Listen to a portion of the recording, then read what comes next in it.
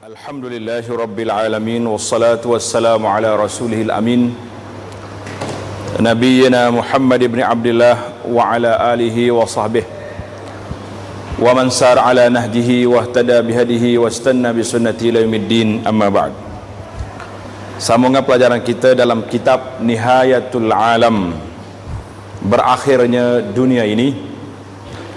Alhamdulillah kita telah masuk dalam sesi yang kedua dalam perbincangan, iaitulah tentang asyratus sa'atil kubra, alamat-alamat kiamat yang besar. Dalam siri yang lepas kita telah bincang tentang khuruj ad-dajjal, keluarnya dajjal. Sambungan kita pada kali ini iaitulah nuzul Isa bin Maryam, turunnya Nabi Isa anak Maryam dari langit ke bumi ini, menunjukkan bahawa itu telah hampir, kiamat telah hampir. Jadi Nabi Isa alaihissalam merupakan seorang nabi yang masih lagi hidup di langit, dan dia akan turun di akhir zaman untuk menghabiskan usia dia di atas muka bumi ini, dan dia akan dikebumikan di sini di bumi. Maka dengan itu, selepas daripada itu tak lama Nabi Isa pergi, kiamat akan berlaku, insya-Allah, sebagaimana yang kita akan belajar pada kali ini. Tengok dalam buku kita ni, tanda-tanda kiamat besar yang kedua iaitulah turunnya Nabi Isa alaihissalam. Isa adalah seorang rasul. Nabi Isa merupakan seorang rasul Allah dan salah seorang ulul azmi minar rusul.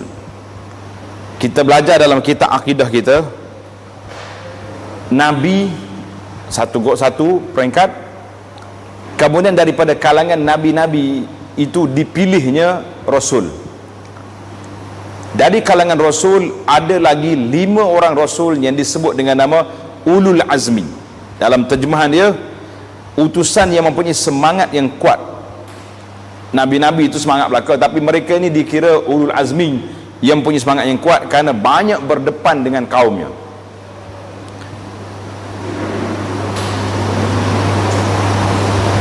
Allah menjadikannya istimewa. Nabi Isa ni seorang nabi yang istimewa. Dia dilahirkan tanpa mempunyai bapa, ayah tak ada. Maryam, ibu kepada Isa, mempunyai tokoh kerana dia berakhlak mulia dan seorang yang salihah di atas ketaatannya dalam beribadat di mihrab di Baitul Maqdis, dan Allah mengurniakan rezeki kepadanya.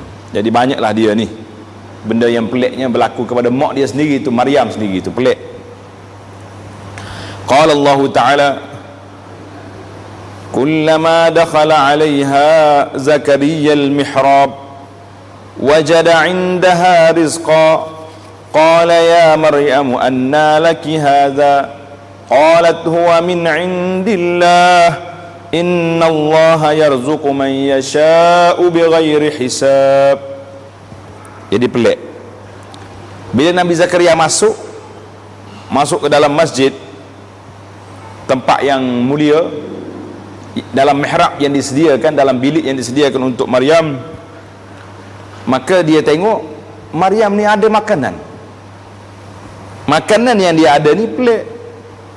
Makanan musim sejuk di waktu panas, makanan musim panas di waktu sejuk. Maknanya benda ni tak ada masa tu. Bukan ada peti yang boleh menyimpan makanan.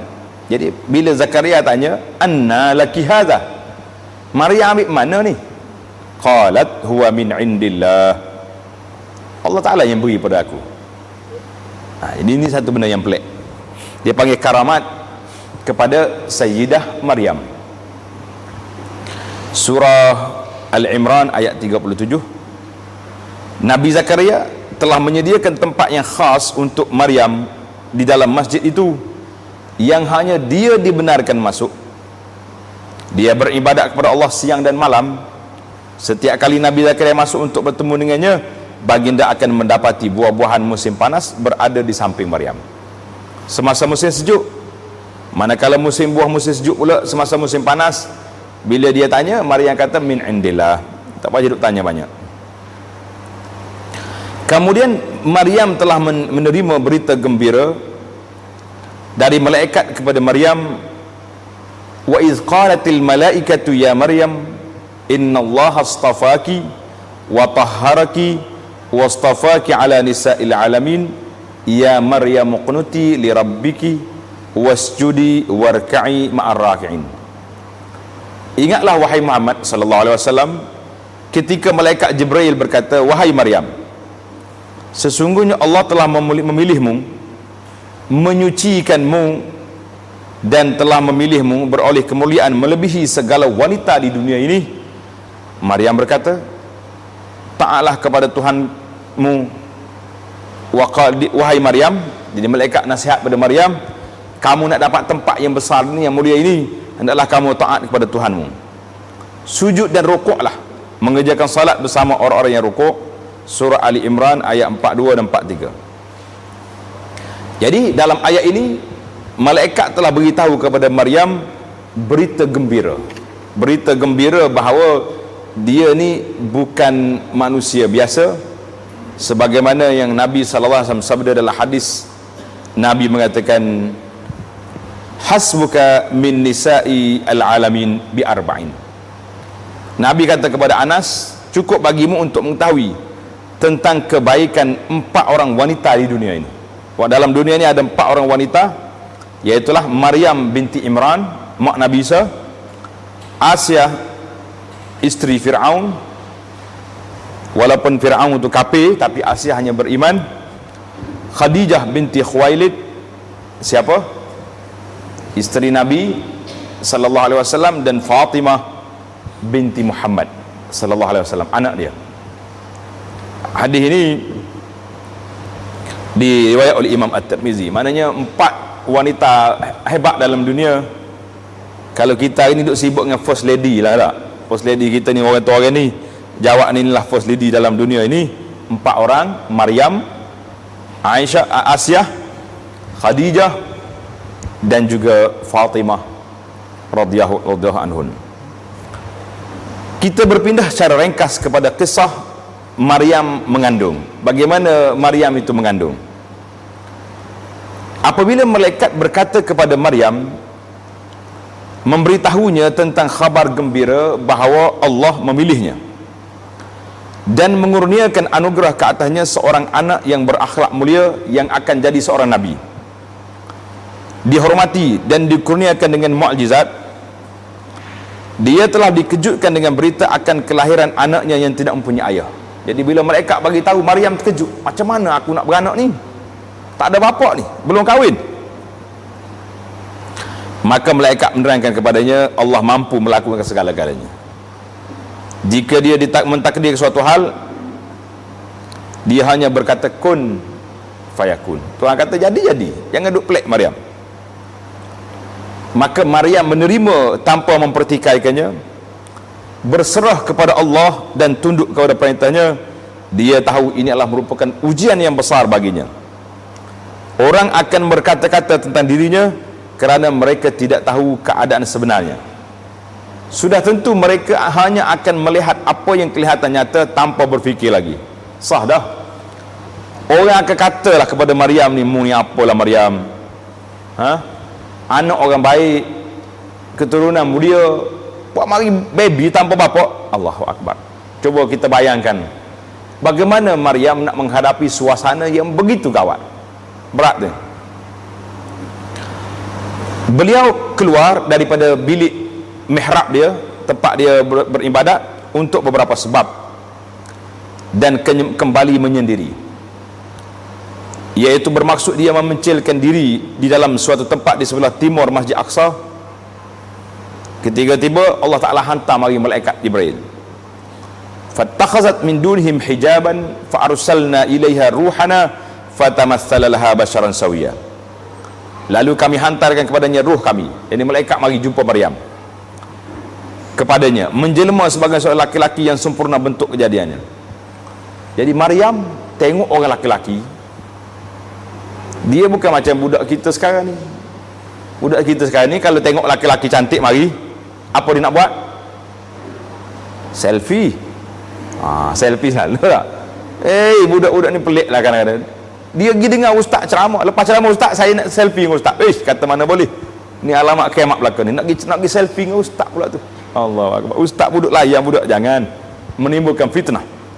Jadi Sayyidah Maryam bila dia tengok bahaya ni, laki-laki basyaran sawiyah, mana bukan nyaudoh, comel orangnya, cantik, malaikat ni berupa laki-laki. Maryam kata apa? Qalat, kata Maryam, inni a'udzu birrahmani minka in kunta taqiyya. Sesungguhnya aku berlindung daripadamu kepada Tuhan yang Maha Pemurah, sekiranya engkau seorang yang bertakwa. Jadi Maryam yang pertama sekali memperingatkan laki-laki ini, kalau kamu orang baik, orang bertakwa, jangan usik aku, tolong jangan usik saya. Jadi kita pun, kalaulah wanita-wanita kita ni tengok orang pelik-pelik mari nak kacau dia, kita boleh kata inni a'udzu birrahmani minka, aku minta berlindung dengan Allah Ta'ala daripada kamu. Apa malaikat kata? Ini semua cerita dalam Quran. Qala innama ana rasulu rabbiki li ahaba laki ghulaman zakiyya. Maryam, jangan takut, aku ini pesuruh Tuhan kamu untuk memberikan kepada kamu anak laki-laki. Nak bagi anak? Maryam tanya, qalat anna yakunu li ghulam. Saudara, macam mana aku nak dapat anak? Walam yamsasni bashar, saya tak pernah disentuh oleh laki-laki. Walam aku baqiyya, saya bukan pelacur, bukan orang jahat. Mu jangan kacau aku, nak bagi anak macam mana? Jibril jawab, qala kadzaliki qala rabbuki huwa alayhi hayyun. Hayyin, demikianlah keadaannya, Tuhan berfirman, hal itu mudah bagiku. Allah Ta'ala nak bagi mudah aja, jangan duduk fikir banyak-banyak. Maka walinaj'alahu ayatan linnas, kami nak jadikan anak kamu ini sebagai tanda kekuasaan Allah Azza wa Jalla. Allah dah buat manusia tanpa bapa, tanpa ibu, Adam. Allah dah buat manusia daripada ibu dan bapa, manusia yang ramai. Sekarang ni satu lagi Tuhan nak tunjuk kuasa dia, manusia ada ibu tanpa ayah. Jadi berlakulah Allah berfirman, wa Maryam ibnata Imran allati ahsanat farjaha fa nafakhna fihi min ruhina. Ini cara bagaimana malaikat nak tiup roh, nak masukkan benih ke dalam tubuh Maryam. Tengok, Allah Ta'ala kata fa nafakhna fihi min ruhina, iaitulah Allah Ta'ala tiupkan, Jibril tiupkan masuk ke dalam rahimnya daripada ruh kami. Jadi katanya nih dalam cerita yang panjang lepas ni,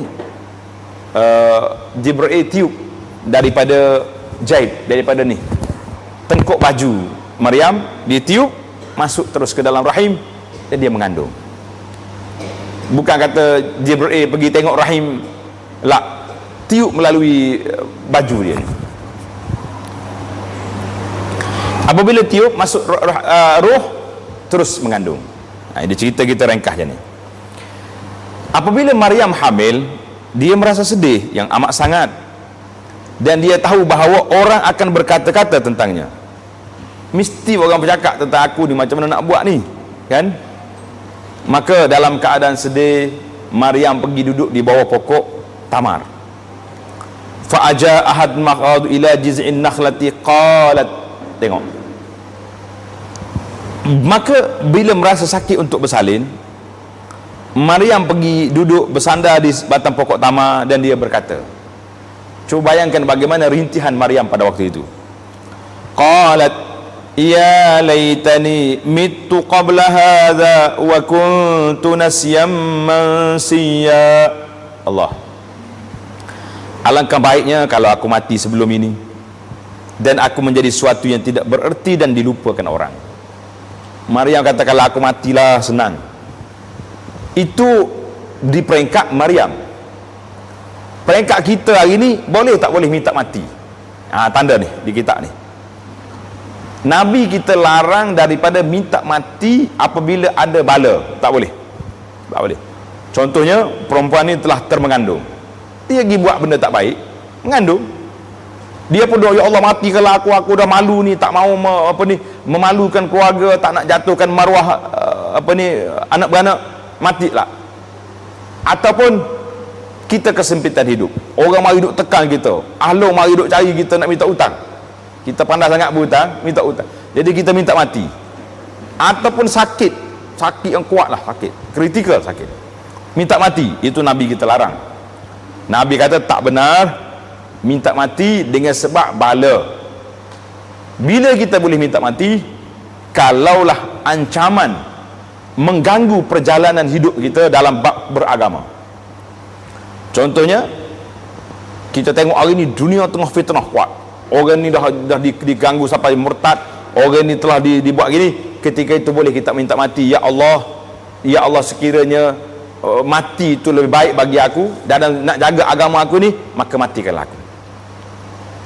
Sekiranya aku hidup lebih baik, menambahkan lagi kebaikan, menambahkan lagi ibadat, maka hidupkanlah aku. Jadi kita boleh doa, ya Allah sekiranya aku mati itu lebih baik, maka matikan. Sekiranya aku hidup baik, maka hidupkan. Tak boleh kita kata, ya Allah mati aku dah sebab bala. Tak boleh. Itu Maryam kata, itu syariat bagi Maryam. Bagi orang dulu berbeza dengan syariat kita. Cuma Maryam ini buat keluhan saja. Ya laitani mana, lah. Kalau aku matilah, senang. Dia tak minta, bukan nak suruh mati. Bukan dia berdoa, ya Allah mati ke aku mati lah. Dia tahu dah anak dia ni akan jadi orang besar. Anak dia akan jadi orang hebat. Macam mana dia nak mati? Macam kalau tidak, tak terlaksanalah dia punya ketetapan ni. Allah Ta'ala nak supaya anak dia jadi orang besar.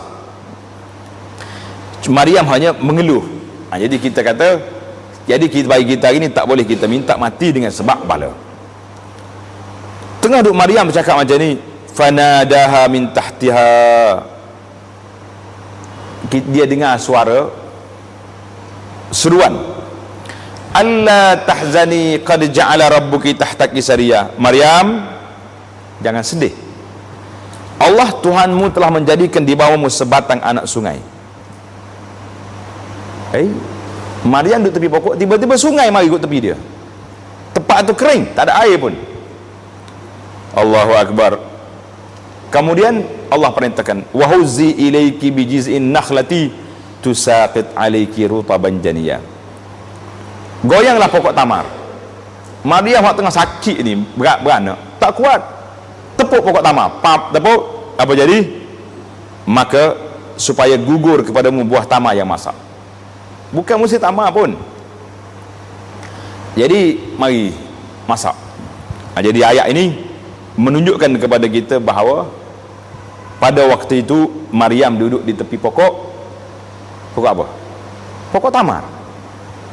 Yang kita duduk tengok orang duk bawa pokok Christmas sekarang ni, tak ada fakta dalam cerita Maryam ini ada pokok Christmas. Yang adanya pokok tamar. Ni, dalam Quran kata pokok tamar. Maka makan dan minumlah serta tenangkanlah hati daripada segala yang merunsingkan. Tak payah runsinglah. Terimalah anak ni dengan tenang. Kemudian kalau engkau melihat seorang manusia, bila mari orang tengok kamu bawa anak, kamu kata, inni nazartu lirrahmani sawma falan ukallimal yawma insiya. Sesungguhnya aku bernazar untuk berpuasa. Orang mari nak cakap, Maryam, apa mu ni bawa budak ni? Tak ada, saya puasa ini, puasa bercakap, tak mau bercakap aku. Habis macam mana nak jawab? Fa'atat bihi qaumaha. Maryam pun bawa lah baby dia ni balik ke kampung dia, balik rumah dia. Qalu, bising satu kampung, ya Maryam, laqad ji'ti syai'an fariya.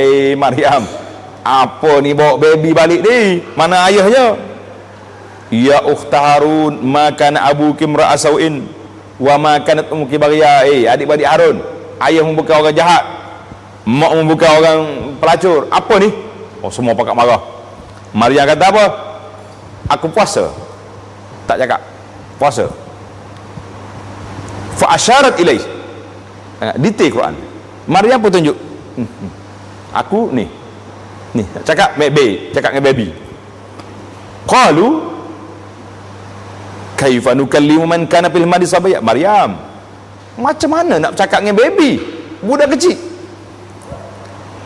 Tengah duduk macam mana, Isa berpaling tengok ke masyarakat.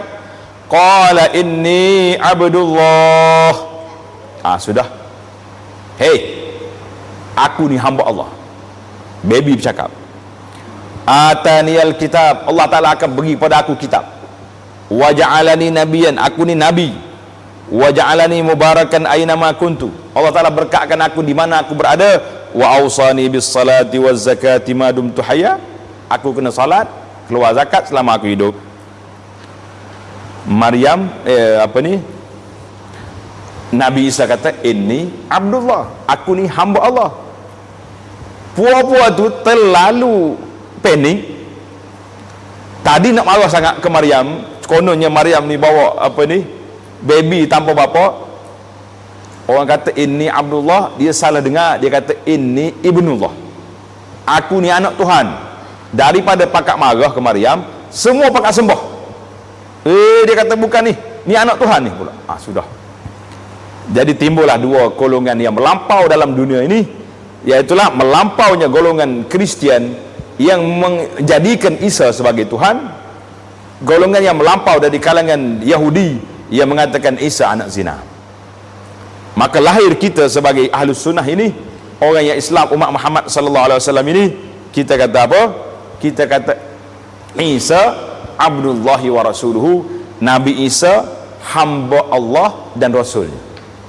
Kita yang betul duduk di landasan yang tepat. Ada buat-buat lain tu karut belakang tu, buat-buat Yahudi, buat-buat yang tak betul. Jadi alhamdulillah, selesailah kita daripada kelahiran Nabi Allah Isa AS, dan Nabi Isa telah bercakap.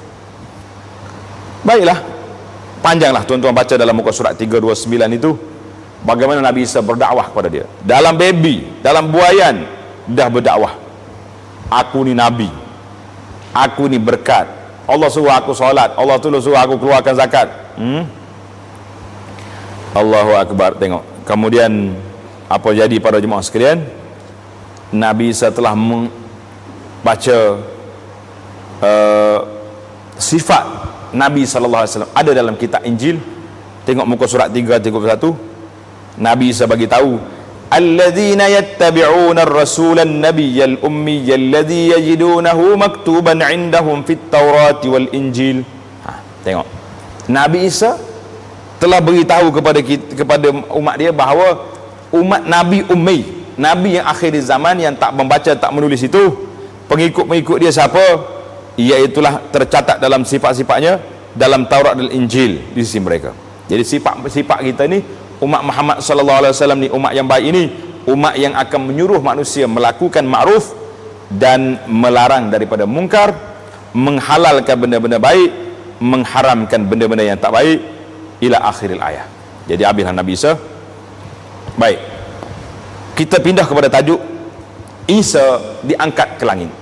Nabi Isa diangkat ke langit bila tu? Wa makaru Allah. Wa makaru makran. Tengok ayat ni ada masalah dalam tulisan tu. Wa makarullah wallahu khairul makirin. Wa makaru wa makarallah wallahu khairul makirin. Iz qala Allahu ya Isa inni mutawaffika wa rafi'uka ilayya wa mutahhiruka minal ladzina kafaru wa ja'ilul ladzina ittaba'uka fawqal ladzina kafaru.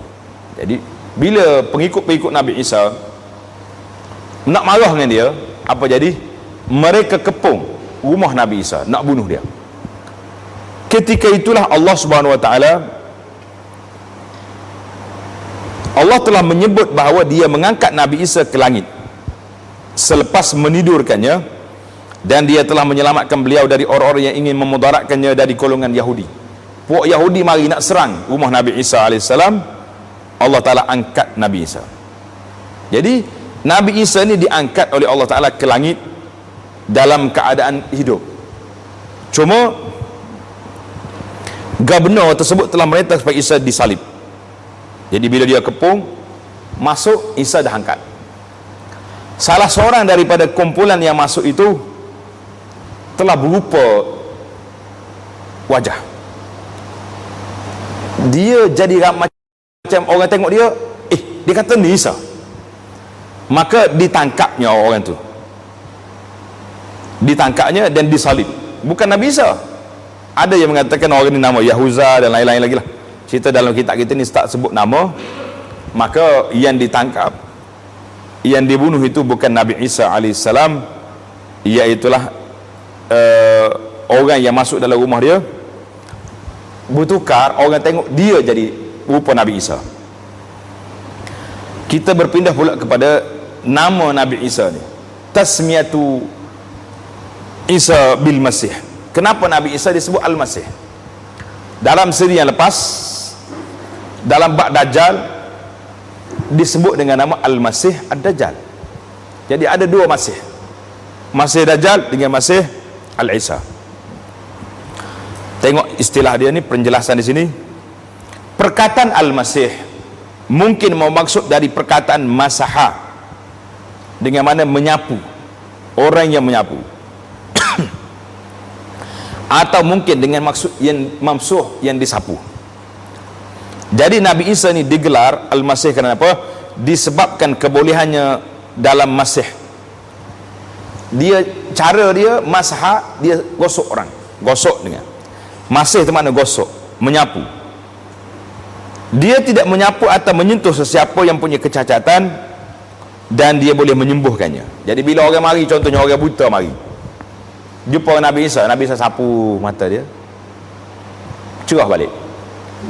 Orang sakit kulit, betapakah sakit dia kulit tu, Nabi Isa gosok, sapu dia, masaha, kulit dia jadi pulih kembali. Itu dia panggil Al-Masih dengan makna tu. Ada juga mengenai mamsuh pula, ada yang mengatakan beliau telah disapu dan dilumur minyak zaitun bila dilahirkan. Bila lahir, ambil minyak zaitun comor.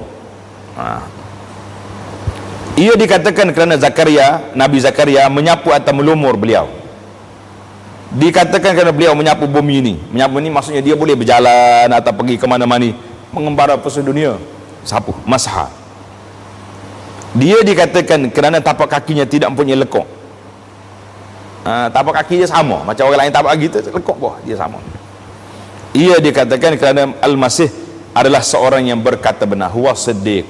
Jadi semua ni kata-kata yang menunjukkan kepada Al-Masih. Jadi ada yang mengatakan yang masyhur yang awal, masaha, mana dia bila dia sapu, sesat, hilang penyakit. Macam Al-Dajjal pula, nama dia Masih Dajjal sebab mata dia sebelah disapu, tak ada mata, sebuji ada. Ada juga kata Al-Masih Dajjal sebab dia boleh berjalan ke sana ke sini, sama juga dengan Nabi Isa boleh berjalan sana sini. Cuma dua musuh yang bertentangan akan timbul dalam satu masa yang berdekatan dan mempunyai gelaran yang sama. Ini masalah kita. Gelaran sama, Al-Masih Isa, Al-Masih Dajjal, tapi dua watak yang jauh berbeza. Hak ni Nabi, Rasul, Ulul Azmi, orang yang baik. Yang ni Dajjal, aduh, musuh yang cukup bahaya, yang Nabi SAW ajak kepada sahabat supaya tak berlindung daripada Dajjal daripada awal lagi. Allahu Akbar. Jadi Al-Adillah wa ma qataluhu, dalam kitab kita sebut tadi, dalam ayat kita dah baca, iz qala Allahu ya Isa inni mutawaffika, wahai Isa, sesungguhnya aku akan menyampaikanmu kepada akhir ajalmu dan akan mengangkatmu dari dunia tanpa mengalami kematian.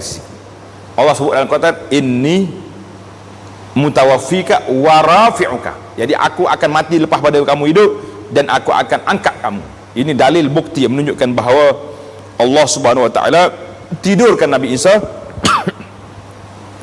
kemudian Nabi Isa diangkat ke langit. Ni tengok dalam ayat yang berikutnya bawah ni, wa inna min ahli kitab illa la yu'minan nabiy qabla mauti.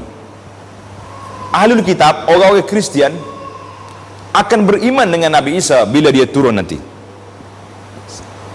wa yaumal qiyamati yakunu alaihim syahida, dan pada hari kiamat Nabi Isa akan menjadi saksi kepada mereka semua. Jadi bagi kita lah orang Islam ini, akidah kita kepada Nabi Isa alaihissalam memang akidah yang sangat jelas, yang sangat nyata, bahawa Nabi Isa alaihissalam adalah merupakan Nabi yang tidak mati lagi dan dia akan turun pada akhir zaman. Soalan timbul, apakah perbezaan antara kehidupan Nabi Isa dengan kehidupan nabi-nabi yang lain? Apa beza? Bukankah mereka juga hidup seperti yang disabdakan oleh Rasulullah, al-anbiya ahya'un fi kuburihim, para nabi hidup di kubur dia. Nabi kita tengok, nabi itu duduk solat dalam kubur dia, solat dalam kubur dia kan. Jadi apa beza? Nabi Isa duduk di langit, nabi lain duduk dalam alam barzakh mereka, dalam kuburnya. Jawab dianya, kehidupan Nabi Isa alaihissalam yang diangkat ke langit merupakan kehidupan yang sebenar, sebab dia belum mati, hidup sungguh dia, jasadnya dan rohnya. Sementara nabi-nabi pula kehidupan mereka merupakan kehidupan di alam barzakh. Nabi-nabi lain duduk mana? Di alam barzakh, yang mana merupakan kehidupan yang istimewa. Nabi Isa alaihissalam tidak mati, oleh itu kita tidak boleh mengatakan beliau berada di alam barzakh atau di alam kubur. Jangan kata Nabi Isa duduk mana? Di alam barzakh. Tak, dia belum masuk alam barzakh, cuma dia diangkat duduk di langit. Tetapi dia berada bersama di langit, duduk dengan di sisi Allah Azza wa Jalla dengan jasad dan ruhnya di syurga. Itu dipanggil Nabi Isa. Manakala nabi-nabi yang lain, semoga Allah merahmati mereka, mereka melalui proses kematian dan ruh mereka meninggalkan jasad. Kehidupan mereka di alam kubur adalah kehidupan yang istimewa, dia panggil hayatul anbiya fil barzakh. Kemudian kita berpindah kepada bukti-bukti dalam Al-Quran dan juga hadis Nabi sallallahu alaihi wasallam yang menunjukkan bahawa Nabi Isa akan turun. Tengok dalam Quran banyak sekali. Tuan-tuan boleh baca dalam buku ni. Saya akan ambil sebahagian saja. Kita telah ketahui sebelum ini bahawa Allah Subhanahu wa taala telah mengangkat Isa ke langit apabila orang Yahudi datang untuk membunuhnya. Yahudi nak mengepung dia, Allah angkat. Bukti-bukti yang sahih menerangkan bahawa beliau akan diturunkan menjelang akhir zaman. Dekat nak kiamat, Nabi Isa akan turun, yang mana ia merupakan salah satu tanda kiamat. Terdapat banyak bukti-bukti mengenai berlakunya kejadian ini. Yang pertama, tuan-tuan tengok dalam surah Az-Zukhruf ayat 57. Di antara ayatnya Allah Taala sebut di sini, walamma duriba ibnu maryam mathalan idza qaumuka min yasuddun, ila ayat 61, wa innahu la'ilmun lis-sa'ah. Tengok, wa innahu la'ilmun lis-sa'ah. Ini yang kita nak ambil ayat itu. Sesungguhnya Nabi Isa itu benar-benar menjadi tanda hampir kedatangan hari kiamat. Nabi Isa akan jadi tanda hampir kiamat. Bermaksud kedatangan Nabi Isa pada akhir zaman adalah satu tanda daripada tanda-tanda kiamat. Wa innahu la'ilmun lis-sa'ati fala tamtarun nabiha. Sesungguhnya Isa itu benar-benar menjadi tanda hampir kedatangan hari kiamat, maka janganlah kamu ragu-ragu tentang hari kiamat itu. Bila Isa mari, menunjukkan bahawa kiamat itu telah hampir dan dia berlaku sungguh. Wattabi'un hadza siratal mustaqim, itu ayat yang pertama. Ayat yang kedua sama juga, tuan-tuan boleh baca. Kita berpindah kepada dalil daripada sunnah. Muka surat 340. Dalil daripada sunnah Nabi sallallahu alaihi wasallam yang menunjukkan Nabi Isa akan turun. Rasulullah sallallahu alaihi wasallam melihat kami tengah berbincang. Seorang sahabat nama dia Huzaifah bin Usaid. Rasulullah melihat kami tengah berbincang. Sahabat-sahabat ni duduk bincang. Faqala, Nabi kata, madza tadhkurun? Kamu duduk bincang apa tu? Qulna nazkurus sa'ah. Kami tengah bincang tentang kiamat. Maka Nabi kita sallallahu alaihi wasallam jawab, innaha lan taqum hatta tarau qablaha 10 ayat. Tidak akan terjadi kiamat sehingga kamu lihat 10 tanda. Itu adalah hadis yang kita dah baca daripada awal lagi. Di antaranya akan keluar dukhan, keluar asap, keluar dajjal, keluar dabah, binatang keluar daripada bumi, terbit matahari dari barat, dan nuzul Isa, turunnya Nabi Isa AS, keluarnya Ya'juj wa Ma'juj, berlakunya 3 khusuf, bumi ini akan tenggelam di timur dan di barat dan di Jaziratul Arab, yang terakhir sekali keluarnya api dari sebelah Yaman, mengusir mereka ke tempat berkumpul. Ini 4 hadis ini diriwayatkan oleh Imam Muslim. Jadi maksudnya hadis ini, Nabi kita sebut 10 perkara, jadi riwayatnya sudah jelas bahawa Nabi kita sallallahu alaihi wasallam beritahu salah satu daripada tanda kiamat turunnya Isa. Hadis yang kedua, tengok Nabi kita, hadis ini muttafaqun alaih dalam Bukhari Muslim.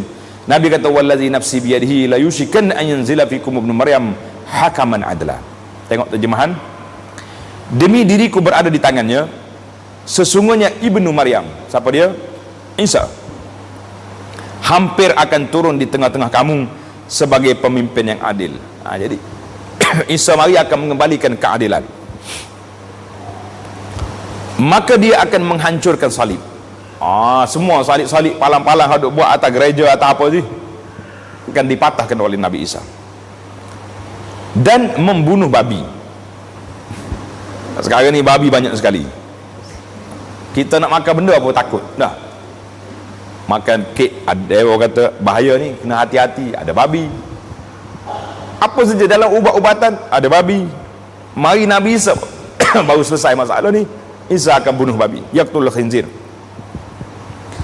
dan yada'ul jizyah. Nabi Isa juga akan menghapuskan jizyah, bayaran yang dibayar oleh orang kafir yang duduk dalam negara Islam. Mungkin di zaman Al-Mahdi ataupun zaman lain akan mengembalikan benda ni, melimpahkan harta sehingga tidak seorang pun mahu menerima pemberian dan. Jadi harta akan jadi, oleh kerana dia adil maka negara akan jadi makmur, harta banyak, tak ada siapa nak terima hadiah orang. Orang beri zakat tak ada, sehingga satu kali sujud lebih baik dari dunia dan segala isinya. Orang yang boleh sujud sekali lebih baik daripada kita memiliki dunia dan isi kandungannya. Kenapa? Kerana pada waktu itu orang duk sibuk dengan dunia, mungkin terlupa kepada solat, terlupa kepada solat. Tengok huraian hadis satu-satu. Yaksirus salib, mana Nabi Isa akan menghancurkan salib. Salib telah dikenali sebagai simbol pada agama Kristian, dan penganutnya mempercayai bahawa Isa telah disalib. Jadi Isa akan menamatkan kepercayaan ini dengan mematahkannya. Isa kata, mana aku kena salib, mari salib tu patah habis, selesai. Dan membunuh babi. Jadi babi ini menjadi makanan binatang yang Allah Ta'ala nak uji kepada kita. Ramai dia, banyak sekali. Sekali dia beranak tu banyak, dan dia pula masuk dalam berbagai-bagai jenis makanan dan ubat-ubatan. Tengok dalam nota kaki kita tu banyak. Dalam agama Yahudi, di dalam kitab Taurat menyebut babi juga tidak bersih. Tengok, babi pun tak bersih. Dalam agama Kristian, dalam wasiat baru kitab Bible menyebut babi juga tidak bersih. Tapi macam mana puak-puak dia yang ada hari ni pakat duk makan benda ni. Jadi insya-Allah bila turun Nabi Allah Isa alaihissalam nanti, inilah di antara tugas dia. Kita akan bincang di akhir nanti. Bukti mutawatir tentang turunnya Nabi Isa alaihissalam. Jadi bukti mutawatir, tengok muka surat 345. Terdapat riwayat mutawatir. Apa nama riwayat mutawatir? Tuan-tuan tanda. Hadis ada 2 kategori. Satu dia panggil hadis ahad. Hadis ahad ni masyhur, sahih, cuma rawi dia tidak ramai. Hadis mutawatir ini iaitulah hadis yang diriwayat oleh ramai di kalangan para sahabat. Itu dia panggil hadis mutawatir. Hadis mutawatir.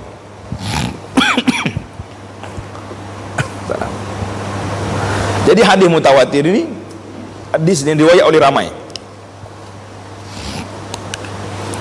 Jadi tawatar, mana banyak sekali hadis. Bismillahirrahmanirrahim.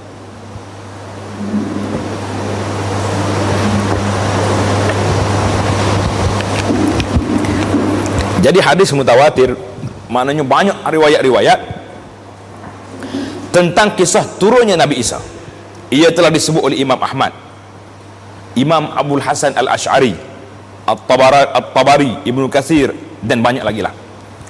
Ibnu Katsir berkata mengenai dengan hadis berkaitan turunnya Nabi Isa, terdapat hadis mutawatir dari Rasulullah SAW yang memberi bukti tentang bagaimana dan di mana beliau turun.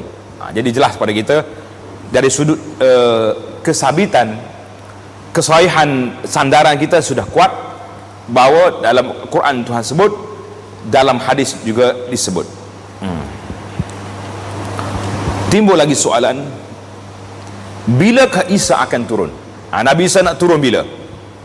Apakah dia akan memerintah mengikut undang-undang syariat Nabi kita sallallahu alaihi wasallam, atau apakah dia akan bawa undang-undang yang baru?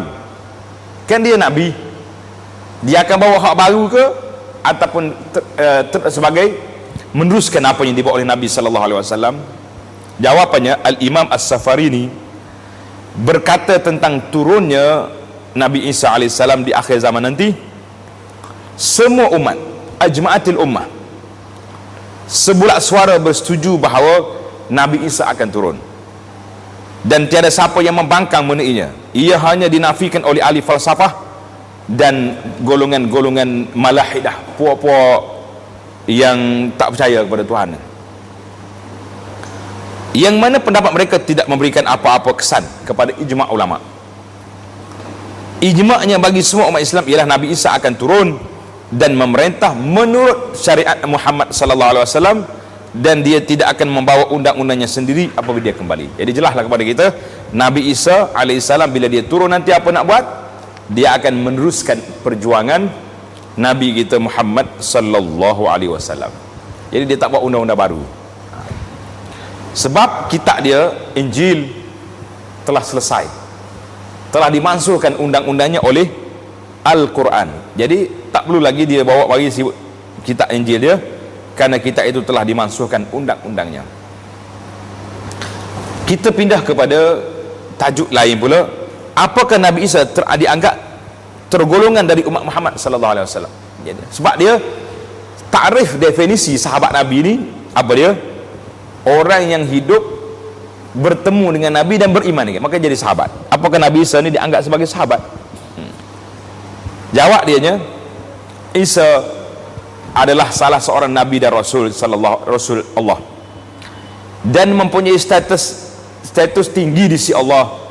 Beliau juga bagaikan sahabat kerana beliau bertemu dengan Rasulullah sallallahu alaihi wasallam semasa Mi'raj. Waktu Nabi kita naik ke langit, jumpa Nabi Isa. Nabi Isa belum mati dan beriman terhadapnya, dan dia akan mati dengan dalam keadaan beriman kepada Nabi sallallahu alaihi wasallam. Maka Isa juga dianggap sebagai sahabat Nabi radhiyallahu anhu.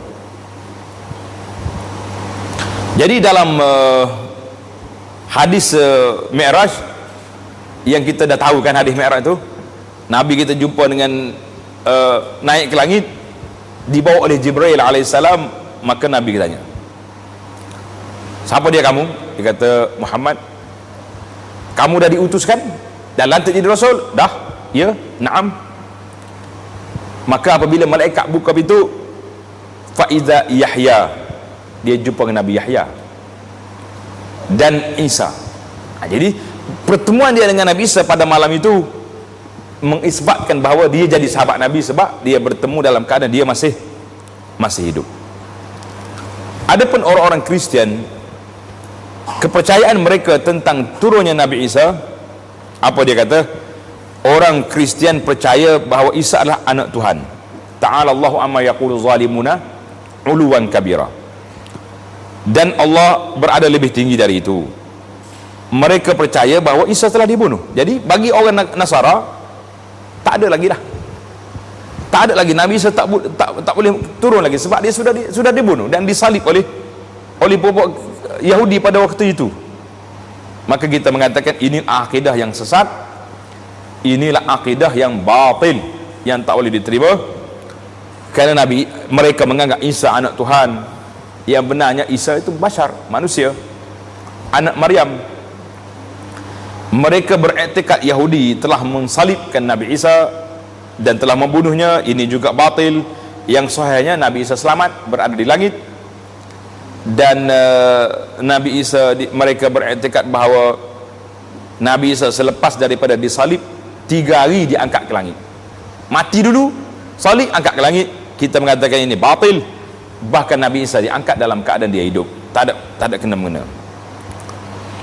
Pada Jumaat sekalian, kita berpindah kepada tajuk keadaan semasa Nabi Isa diturunkan. Tengok bagaimana keadaan Nabi Isa apabila dia turun nanti, keadaan dunia pada ketika itu. Orang-orang Islam, tengok, baru saja selesai satu peperangan yang besar menentang orang-orang Kristian dan menakluki bandar Konstantinopel. Bandar Istanbul akan ditakluk balik semula, pembukaan semula. Dulu kita dah bincang dah tentang salah satu daripada tanda akhir zaman, kiamat, iaitulah Fathu Konstantin. Jadi waktu Sultan Muhammad Al-Fatih rahimahullah ta'ala, waktu dia buka Konstantin, itu kali pertama, maka Konstantin akan jatuh semula ke tangan golongan Kristian, dan selepas daripada itu akan berlaku pembukaan lagi. Jadi orang Islam akan ambil semula daripada Kristian. Kita sudah melihat sebelum ini bahawa orang Islam akan menaklukinya dengan tahlil dan takbir. Mana tak perang, dengan takbir je pergi, orang Kristian cabut, bukan dengan menggunakan senjata. Dan syaitan pada ketika itu berteriak mengatakan bahawa Dajjal telah muncul. Maka orang-orang Islam akan pulang dari Konstantinopel ke Damaskus, yang merupakan pengkalan tentera Islam. Selepas itu Al-Masih yang menyesatkan, iaitu Dajjal, akan benar-benar muncul dan akan mengembara ke seluruh dunia, menyebabkan huru-hara yang sangat teruk. Ini masa itu Isa belum turun lagi. Orang tengah benang dengan Konstantinopel, lepas pada itu keluar Dajjal. Menurut satu lagi kisah yang terperinci, Rasulullah SAW bersabda semasa menceritakan tentang Dajjal. Jadi Dajjal ni kita dah sebut dalam siri yang lepas, dia akan mengembara ke seluruh pelosok dunia. Ya, dia tak boleh masuk di mana tak boleh masuk, iaitulah Mekah dengan Madinah, tak boleh masuk. Jadi apa jadi? Jadi dalam keadaan huru-hara Dajjal begini, maka ketika itu Nabi Isa turun. Tengok dalam bab muka 352, bagaimana dan di mana Isa akan diturunkan. Di mana dia diturunkan? Jawabnya, Nabi Isa akan diturunkan di Menara Putih, Manaratul Bayda, Menara Putih sebelah timur Damaskus, dengan memakai 2 helai baju yang dicelup za'faran dan wars, dengan meletakkan kedua telapak tangannya di atas sayap 2 malaikat. Allahu Akbar. Itu dia. Jadi kata Ibnu Katsir, tengok komentar Ibnu Katsir ni, pendapat yang paling masyhur berkenaan tempat di mana dia akan diturunkan. Di mana Nabi Isa turun? Dia akan turun di Damsyik, di Syria. Ialah di Menara Putih sebelah timur Damaskus, dan dia akan turun apabila iqamah untuk solat dibacakan. Orang tengah nak solat, Nabi Isa sampai. Dan imam bagi seorang muslim akan berkata, katanya imam ni sama ada Imam Mahdi, akan kata, Ruhullah, Nabi Isa ni, marilah salat bersama kami dan imam kau salat. Sila jadi imam. Macam kita hari ni ada tengok ustaz bersama di kampung kita, imam yang ada ni, imam ratib ni, suruhlah orang tu jadi imam. Nabi Isa kata apa? La, sesungguhnya engkau menjadi amir. Nabi Isa kata la, dia tak mau. Ba'dukum ala ba'din umara yakrimullahu hazil ummah. Kerana iqamah tadi dibaca untuk kamu. Iqamah tadi untuk awak, kenapa saya nak jadi imam? Jadi kita pun kalau kita tempat orang, kalau imam suruh jadi imam tak mau, itu tak jadi masalah lah, sebab imam dah ada kan kat situ. Jadi Nabi Isa juga tak mau jadi imam apabila imam suruh dia jadi imam. Baiklah, jadi ada juga yang mengatakan Isa akan turun di menara Masjid Umayyah, Jami' Al-Amawi di Dimash. Jadi ada kata, saya tak tengok dalam buku terjemahan ni, tak ada. Dalam buku Arab ni ada. Ini Masjid Al-Amawi. Masjid Al-Amawi ada lagi sekarang ni. Waktu ana pergi melawat di Damsyik sebelum berlaku huru-hara perang Bashar ni, memang kita pergi Masjid Amawi, dan di sana ada menara ini, tengok ada menara putih di masjid ni, dan ada lagi satu menara putih duduk di pintu masuk ke tempat itu, tengok. Nah, menara putih ni tak tahu nampak ke tak dalam tayangan tu, pintu masuk ke pasar dia ada menara putih. Jadi ada mengatakan di sini, ada yang mengatakan Nabi Isa akan turun di atas menara putih di Masjid Al-Amawi. Kata di Syekh pengarang kita ini, wa ana huna la ajzim bi syai' min zalik, karena tidak ada riwayat yang menetapkan tempat secara spesifiknya di mana, maka saya mengatakan saya tawakuf, saya tak kata yang mana-mana di sini, tapi tak jauh lah, yang pentingnya di Damsyik sekitar menara putih itu, wallahu alam. Tengok komentar Ibnu Katsir lagi.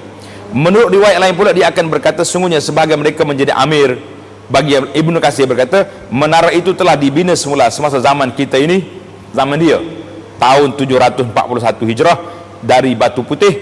Ia telah dibina dari harta orang-orang Kristian yang telah membakar menara tersebut sebelum ini. Jadi yang pentingnya ada dua pandangan di sini. Pandangan kata menara Masjid Amawi, ada kata menara di dekat dengan pasar di Damsyik. Kita berpindah kepada tajuk lain, iaitulah rupa parah Isa secara fizikal. Jadi kita nak kenal hari ini rupa parah Isa secara fizikal. Jadi wallahu alam, boleh jadi Nabi Isa mari, kita tengok, ataupun ada orang mengaku Nabi Isa, kita tahu Isa itu betul ke tidak.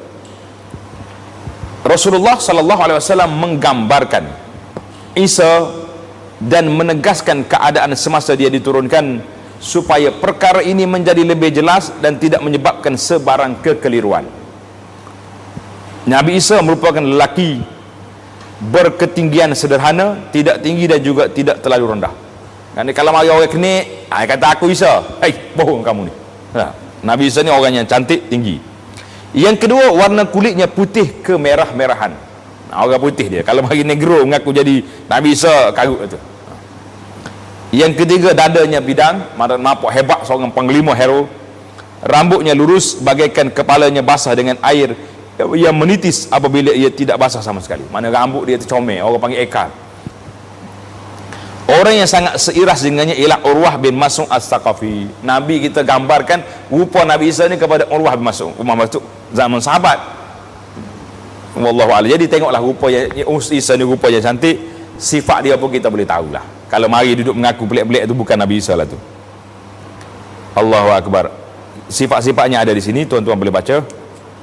Kita berpindah kepada tajuk amalan-amalan Nabi Isa.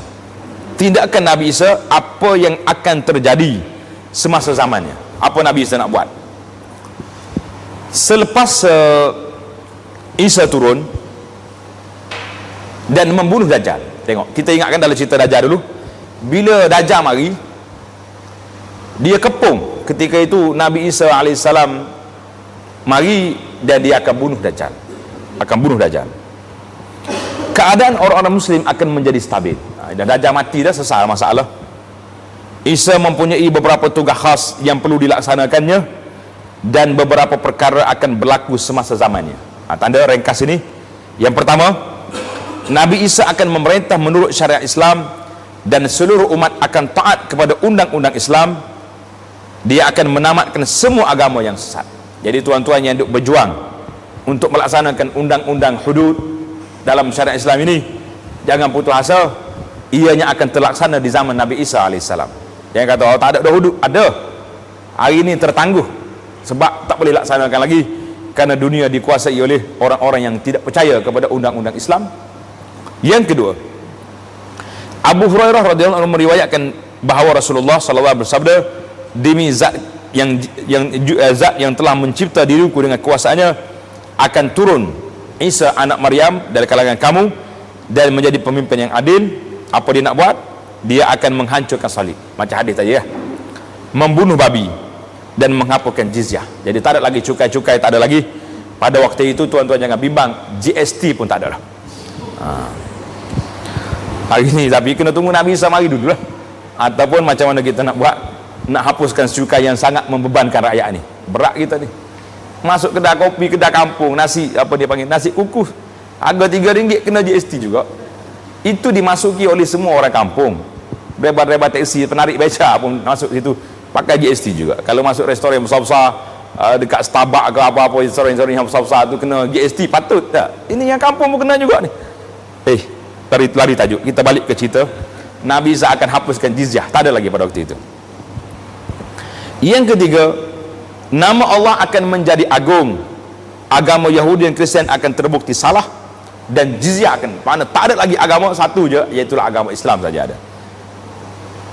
Yang keempat, dia akan membunuh, Dajjal akan dibunuh, dan Nabi Isa akan menjadi hakim di antara orang ramai dengan keadilan dan kemakmuran.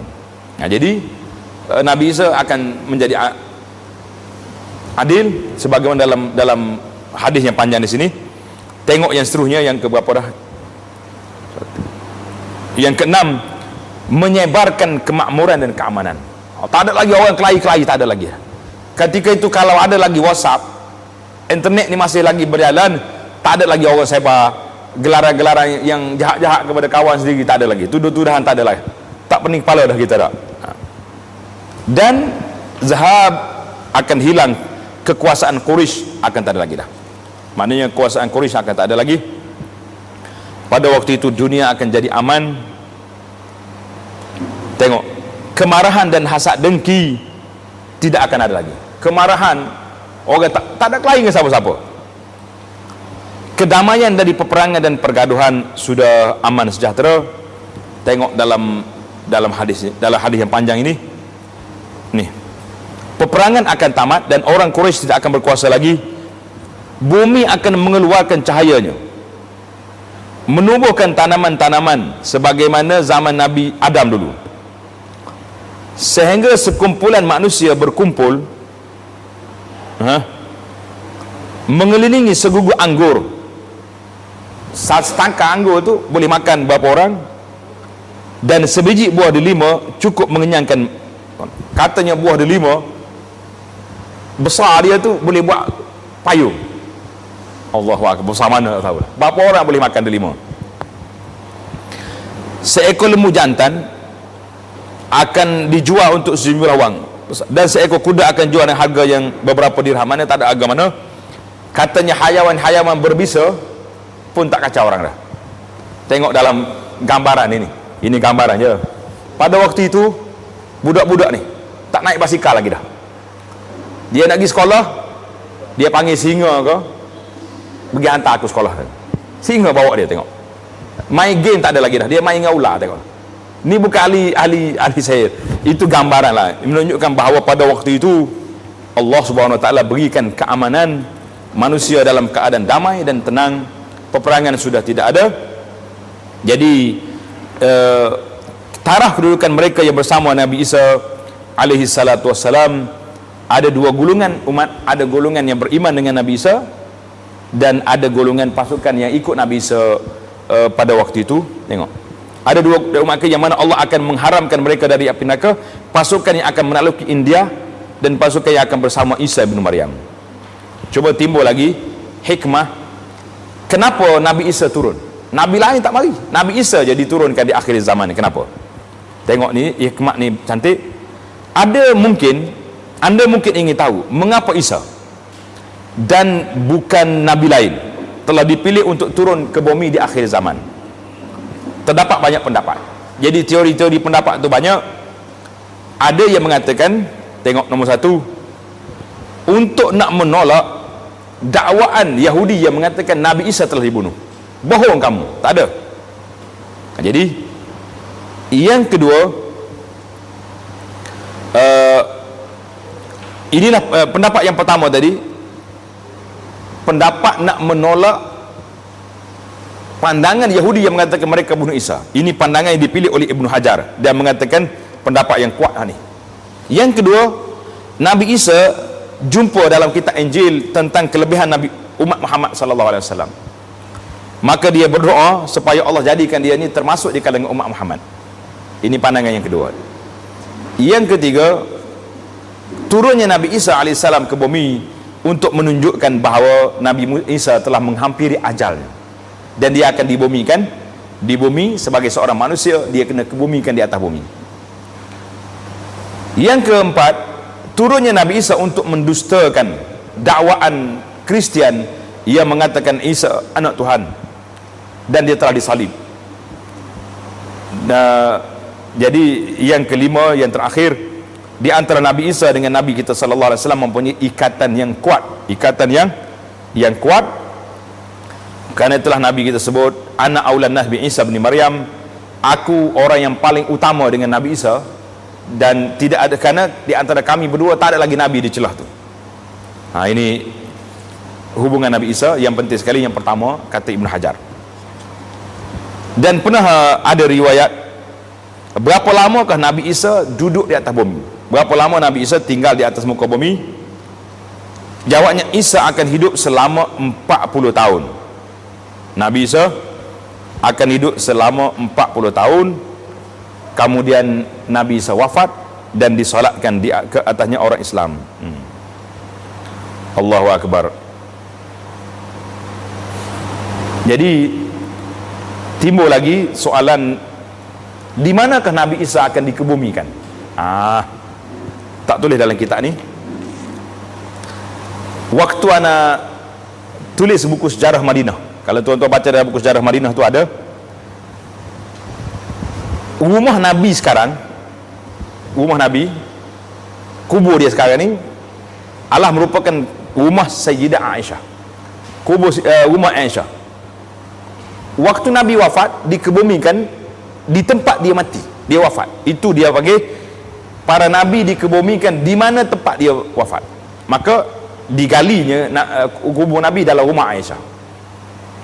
Bila mari Sayyidina Abu Bakar wafat, Abu Bakar minta dengan anak dia nak duduk di sebelah Nabi, kawan yang paling rapat kan, sahabat yang paling setia. Bila mari Sayyidina Umar juga minta nak duduk sebelah Nabi. Tinggallah tiga kubur, tiga makam dalam rumah Aisyah. Jadi tak ada lagi ruang, rumah dia terlalu kecil. Katanya masih ada lagi satu tempat kosong untuk dikebumikan di situ. Adalah dalam cerita-cerita yang mengatakan Aisyah, ada orang tawar kepada Sayyidina Umar bin Abdul Aziz untuk dikebumikan di situ. Umar bin Aziz kata, aku tak layak. Ada riwayat ini ada sebagian ulama mengatakan tidak kuat di sudut sanadnya, tapi ada cerita, saya sebut dalam buku Madinah tu. Ada riwayat mengatakan Nabi Isa dengan Nabi Muhammad sallallahu alaihi wasallam ini daripada tanah yang sama. Daripada tanah yang sama, maka disitulah timbul riwayat bahawa kemungkinan Nabi Isa alaihissalam bila dia wafat nanti di akhir zaman akan dikebumikan di sebelah makam Nabi sallallahu alaihi wasallam dalam rumah Sayyidah Aisyah. Wallahu a'lam. Itu riwayat yang ada, tuan-tuan boleh cerita itu ada dalam hadis. Cuma dari sudut sanadnya ada perbincangan para ulama. Jadi katanya Nabi Isa alaihissalam di akhirnya akan melakukan haji, pergi mengerjakan haji. Nabi Isa akan berniat ihram untuk haji dari lembah Ar-Rauha, iaitulah jalan di antara Mekah dengan Madinah. Jadi tamatlah perbincangan kita Nabi Isa alaihissalam. InsyaAllah kita akan masuk pada cerita yang cukup menakutkan juga, iaitulah keluarnya Ya'juj dan Ma'juj dari kepungan di celah gunung mana. InsyaAllah kita akan bincang dalam tanda-tanda kiamat besar, iaitulah keluarnya Ya'juj dan Ma'juj. Subhanakallahumma bihamdika asyhadu an la ilaha illa anta astaghfiruka wa atubu ilaik. Wa sallallahu ala nabiyyina Muhammadin wa ala alihi wa sahbihi ajma'in walhamdulillahi rabbil alamin.